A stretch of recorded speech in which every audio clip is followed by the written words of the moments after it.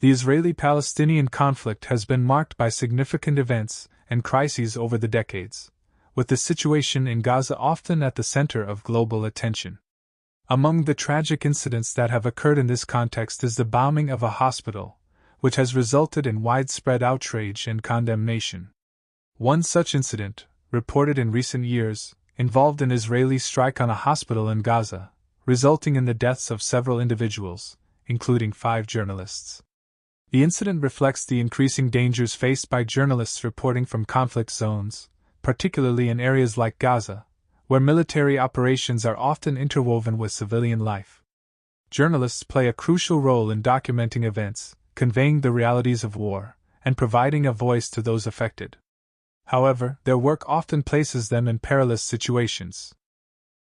The deaths of the 5 journalists in this particular strike drew global attention to the precarious conditions under which media professionals operate in conflict zones.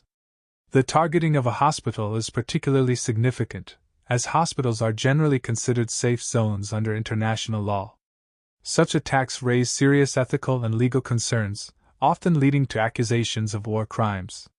International humanitarian law seeks to protect civilians and civilian infrastructure during armed conflicts, and violations can lead to international condemnation and calls for accountability. In the wake of the attack, human rights organizations and various governments called for thorough investigations to determine the circumstances surrounding the strike and to hold accountable those responsible. This incident also highlights the broader dynamics of the Israeli-Palestinian conflict, characterized by a long history of violence and mutual distrust.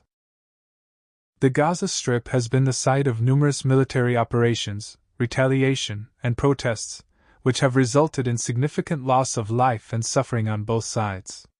The deaths of the journalists in this attack served as a stark reminder of the human costs of the conflict, and the impact on civilians, who are often caught in the crossfire.